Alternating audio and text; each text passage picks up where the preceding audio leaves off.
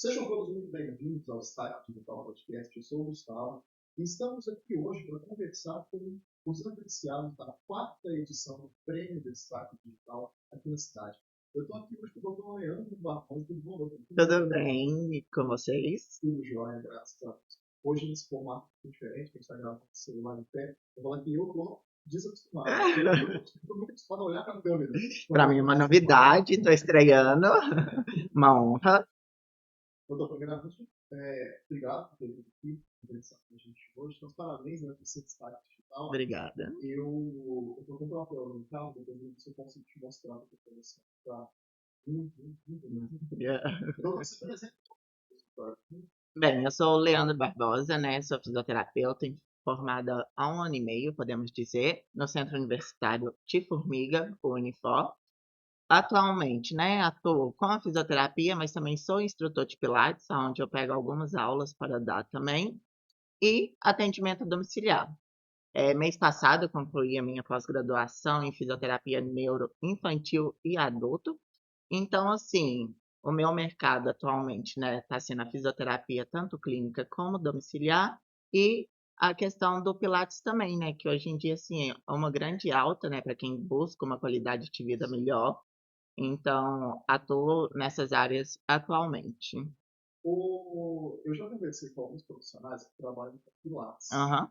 E, primeiro, eu queria só te fazer uma pergunta. Por que você está fisioterapia domiciliar? A fisioterapia domiciliar é para aqueles casos onde o paciente às vezes não tem podemos dizer assim, uma forma de se locomover para uma clínica. Então, às vezes um paciente mais acamado, um paciente que tem uma dificuldade maior. Então, a gente tem a fisioterapia domiciliar, onde eu vou até a casa do paciente e assim a gente realiza, né, a fisioterapia, os exercícios voltados para cada paciente. A fisioterapia domiciliar, ela é boa porque ela consegue ser centrada além do atendimento ao paciente. Ali a gente consegue buscar um pouco da família para ajudar no tratamento do paciente. Às vezes também a gente consegue observar qual é a demanda que aquele paciente tem no ambiente, que aí a gente consegue traçar um objetivo, uma meta ali para ele conseguir realizar, que a gente fala atividade de vida diária, né? O que ele realiza no dia a dia. Às vezes, uma simples atividade, lavar um prato, arrumar sua cama. Então, a gente consegue também avaliar, além, né, de avaliar fatores de risco que às vezes pode estar proporcionando para o paciente. Nesse caso, às vezes, algum idoso, a gente pode observar ali, às vezes, um tapete solto, um fio, algum objeto que atrapalha e pode, assim, futuramente, né, queira não, mas às vezes proporcionar uma queda em um idoso. Então, assim, a fisioterapia domiciliar, ela é um conjunto, né, além da atividade que a gente vai para fortalecer o músculo, trabalhar equilíbrio, entre outros fatores, mas também a gente consegue buscar tanto a família para esse conjunto do tratamento, como avaliar o ambiente que ele convive também. Eu sempre falo para os meus convidados. Primeiro eu peço, se você falar alguma coisa errada, você me corrige. Nada. Mas eu aproveito o momento para aprender. Uhum. Por isso que eu não faço roteiro nas conversas no sentido assim, de estudar, tá? Porque eu acho que essa questão uma dúvida que eu aqui, pode ser que alguém que vai assistir depois, pode também tem. Se eu entro no Instagram e ficar no estudo, acho que você não faça esse Uhum. né? Então, assim, o que você explicou, eu posso entender que a fisioterapia domiciliar ela é parte de um processo no sentido assim, a pessoa está acamada. Então, você vai entrar na casa dela, você vai fazer tratamento domiciliar, né, a fisioterapia domiciliar, porém, se chega num ponto que ela já está conseguindo andar, ela já está num ponto mais avançado do tratamento, ela pode continuar o tratamento na clínica, ou é normal, eu quero dizer assim, é comum que isso aconteça ou não. O tratamento domiciliar, você até finalizar o tratamento, isso vai de caso a caso. Excelente. A gente trabalha da seguinte forma, né? A gente sempre dá ao paciente uma autoridade para ver o que ele pode fazer. Sempre vai ser um trabalho conjunto, tanto da minha parte como a parte do paciente. Em alguns casos, né, que a gente vê assim, o paciente teve uma melhora, a maioria a gente dá uma alta e encaminha para uma outra atividade física, para não ficar parado de tudo. Às vezes, igual vou dar o gancho para o Pilates. A gente pode encaminhar para o Pilates, para ficar assim, uma manutenção daquela atividade dele, para ele não ficar parado de tudo. Às vezes, o paciente quer uma outra atividade também, a gente pode indicar uma hidro, alguns casos, alguma academia também. Então, isso varia muito. Mas também tem aqueles casos onde o paciente prefere ser atendido em sua casa. Então, assim, respeitando sempre, né, a individualidade de cada um, a gente avalia, se o paciente decidir continuar com o tratamento domiciliar, a gente continua. E em alguns casos também, após assim, a gente tem o objetivo com o paciente, né, a queixa dele, a gente trata, busca, melhorou e tudo, aí às vezes o paciente quer continuar apenas assim, por uma forma de prevenção. Exatamente. Então, assim, ele continua com esse atendimento, não quer fazer nenhum outro recurso e quer continuar na fisioterapia. Então, a gente mantém os atendimentos domiciliar. Mas caso, né, algum paciente queira também, a gente pode encaminhar para uma clínica, porque o atendimento domiciliar, ele é bom, mas ele também tem suas limitações. Porque o que acontece? Para fazer o atendimento domiciliar, a gente tem que levar os recursos até eles. Então, às vezes, os nossos recursos ficam um pouco limitados com isso. Não é igual uma clínica que a gente, às vezes, tem algum aparelho que pode associar, um aparelho eletrotermofototerápico também que a gente pode associar. Em alguns casos, a gente consegue levar, mas é mais difícil também, porque dependendo do aparelho é pesado. E assim, né, fisioterapeuta, quem sabe como que é, sai carregando mil e uma coisa e ainda falta uma coisinha no final. Mas aí a gente dá essa opção para o paciente, entre continuar, entre ir para uma outra atividade ou, né, uma clínica mesmo também. Mas até assim, a maioria quando atinge seus objetivos, né, a gente dá uma alta ali, para não ficar aquela coisa, porque fica uma coisa maçante, podemos dizer, né? Então, a gente sempre tenta variar de forma mais dinâmica possível o tratamento, respeitando cada um, né? Porque cada pessoa tem o seu jeito. Às vezes, um exercício para mim que possa ser fácil, para o meu paciente, às vezes, vai ser algo muito complexo. Então, nisso entra também a questão da nossa avaliação. No primeiro contato ali que eu tenho com ele, eu sempre faço uma avaliação para ver o que eu posso estar fazendo para o paciente. Às vezes chega um paciente com uma queixa de dor. Então a gente vai avaliar o que está causando essa dor no paciente. Será que é uma fraqueza? Será que é um encurtamento de algum músculo? Ou a falta de equilíbrio também pode ser um dos fatores? Então, assim, com a avaliação a gente traça os objetivos e as metas que a gente quer com aquele paciente, respeitando, né, a queixa que ele vai ter e, por fim, assim, quando a gente consegue atingir esse objetivo, a gente dá uma alta para ele e recomenda sempre, né, uma atividade para manter, assim, uma manutenção naquele ganho que ele teve. E tinha comentado com você que já tinha lá que conversei com profissionais da área de Pilates, Uhum. e é uma coisa que já me explicaram, eu queria saber de você, mas justamente entra muito nesse tópico que você está falando, a pessoa não deixar de fazer uma atividade, Sim, né? Porque o que eu entendi nas conversas que eu tive é que o Pilates hoje ele é visto também não só como uma forma de fisioterapia em si, que você vai para um tratamento, mas fazer uma atividade física, né? Porque o Pilates dá para ser intenso também, para quem quiser uma coisa mais intensa, dá para, como é que eu posso dizer, para deixar adaptado para o que eu falo paciente, um aluno, no caso do pode ser os dois casos. justamente porque a pessoa precisa. Né? Essa pessoa, ela realmente ela está fazendo um tratamento, você vai adaptar mais o tratamento, mas se uma pessoa está querendo justamente para ter uma atividade, porque eu brinco da minha mãe, que ela não gosta de fazer academia, ela gosta, né? E ela sempre fala de pilates. Não, eu gosto de pilates, né? Pilates, porque também não gosto de situação. Então acaba que entra muito nessa parte também, né? Sim, o Pilates, como você disse, ele é muito bom porque ele não serve somente para reabilitar ou para fazer um tratamento específico. Ok, que a maioria dos casos que chega para a gente é para tratar uma dor, uma escoliose, alguma artrose, ou seja, qual for outra patologia. Mas a questão o Pilates ele é como uma forma de prevenção também, é uma atividade física. Então, igual no caso de sua mãe que não gosta de musculação, a gente recebe também inúmeros casos onde paciente ou aluno, no caso, não se adaptou à musculação, não teve, né, uma atenção, porque querendo ou não, a musculação assim requer um pouco mais de atenção dos personagens e tudo, então isso varia muito. No Pilates, um quesito bom, né, que a gente trabalha, no caso comigo e na minha clínica, a gente sempre trabalha com uma turma reduzida, onde eu consigo dar atenção a cada paciente. Porque que é que acontece? Às vezes chega paciente de inúmeras idades, né? Vai de criança a um adulto, a um idoso também, e isso a gente também pega diferentes performances. Uma criança vai querer uma aula mais dinâmica, uma brincadeira, um circuito funcional ali, podemos dizer. Um adulto, né? A maioria dos casos a gente consegue avançar no Pilates, trabalhar uns movimentos mais aéreos, uns movimentos mais complexos, mais pesado.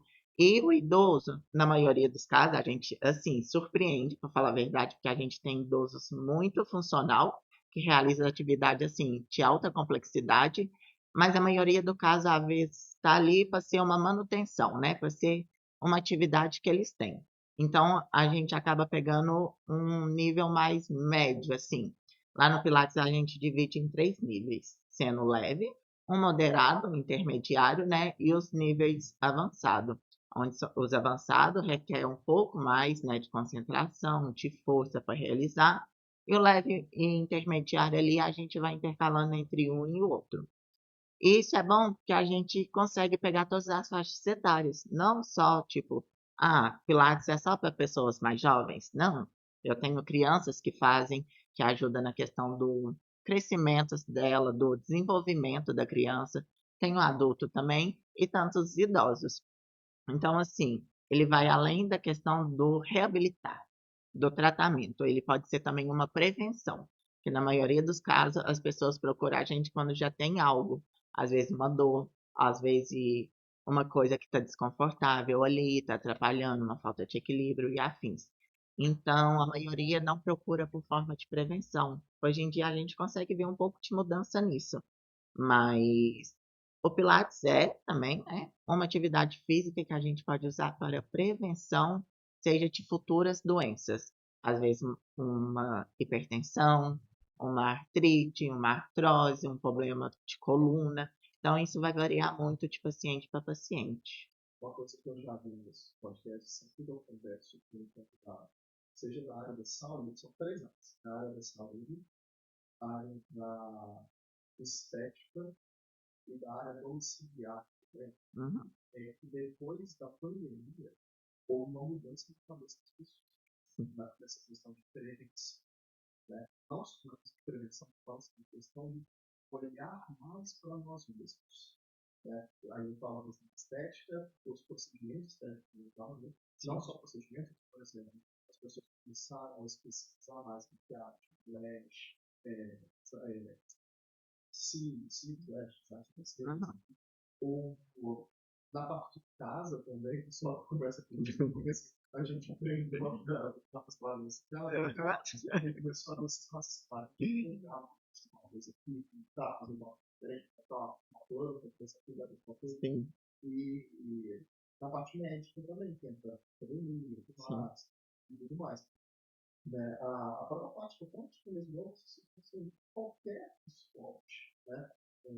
Igual a não sei se é muito bom, mas lá no ciclismo, o pessoal agora está fazendo aqueles exercícios de corrida, Uhum. e pelo que eu converso, isso é um dado depois da pandemia. Sim. Houve essa questão, igual você falou, das pessoas começarem a olhar mais para a prevenção e não só para remediar esse problema acontecendo. Acho que hoje em dia as pessoas têm mais consciência, né? Uma conscientização do bem-estar que elas querem ter. A curto prazo, às vezes a gente acha desnecessário. Para que eu vou prevenir? Nunca vou desenvolver. E nessa questão, quando a gente pensa a longo prazo, a gente vê que se a gente tivesse começado há um tempo atrás, a gente estaria pensando, estaria numa fase melhor. Então, eu falo muito isso com os meus pacientes. Eu vejo alunas de 80, 90 anos fazendo pilates, fazendo atividade assim, podendo dizer intermediária, e eu brinco, eu falo assim, que eu quero chegar nessa idade com essa funcionalidade. Na fisioterapia a gente preza muito, né? A gente trabalha muito com a funcionalidade da pessoa. sempre trazer uma autonomia para ela. Então, o Pilates, ele ajuda muito nisso, porque, como a gente já conversou, né, ele é uma atividade física. Então, se a gente começa a praticar uma atividade física hoje, a longo prazo a gente vai ter mais disposição, a gente vai ter uma redução também das patologias. Hoje em dia a gente vê muito caso de hipertensão. A atividade física ajuda bastante nessa questão da pressão arterial, ajuda na regulação. Então, assim, pós-pandemia, né, que a gente viu, a gente teve muitas percas, muitas pessoas, assim, doentes, né, às vezes que pegou e depois teve uma sequela, uma fadiga, falta de ar e tudo. Então, as pessoas começaram a se conscientizar um pouco mais.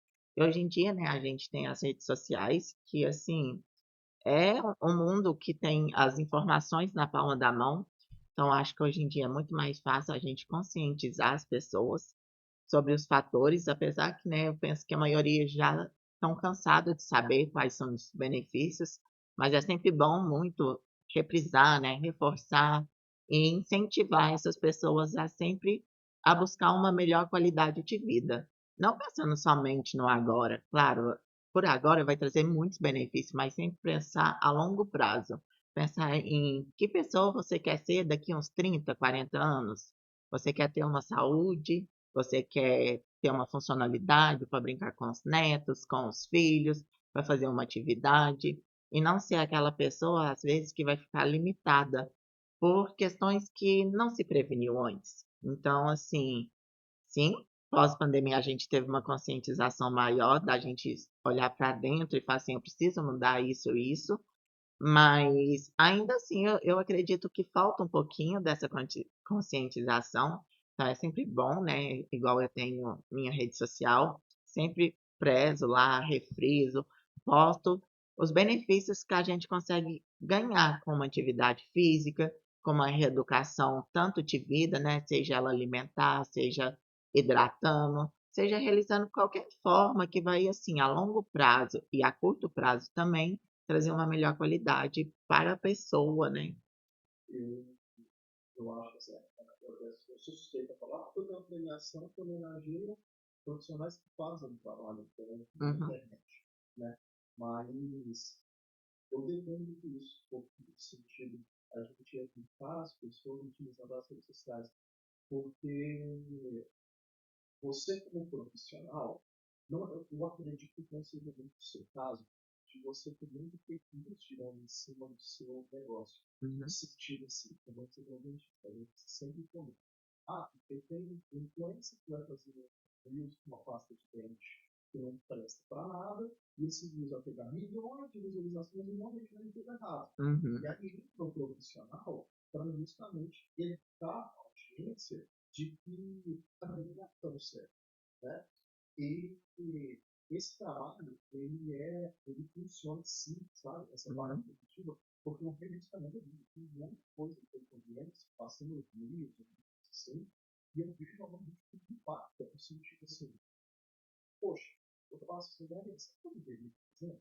Esse moço falou que não é muito positivo, é uhum. muito saudável, e eu acredito que sim impacta, com certeza impacta, as milhões de pessoas. Sim. Porque eu acho que esse é um lado bom das redes sociais, porque é democrático. Então, você tem aquele pessoal que vai fazer as coisas, pensa apenas na atualização, não é um ponto texto, falar mas vai ter também as pessoas que vão ter uma ética por trás do trabalho, igual no seu caso, igual se você diz, educar, explicar os bens. É uma também, a gente quer visualização, a gente precisa, né, de visualização, não precisa divulgar o nosso trabalho mas é muito positivo.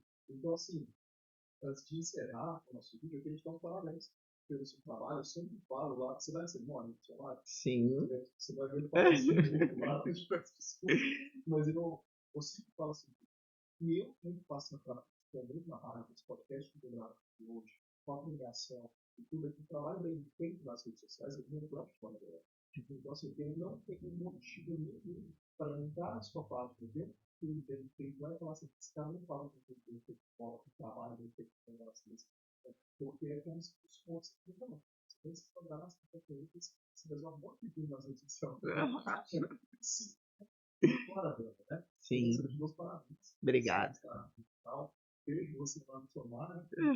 E é isso que a gente já não tem por aqui, pessoal. Eu peço para vocês se inscreverem no canal, deixar o like no vídeo e compartilhar esse vídeo, porque é muito importante. Né?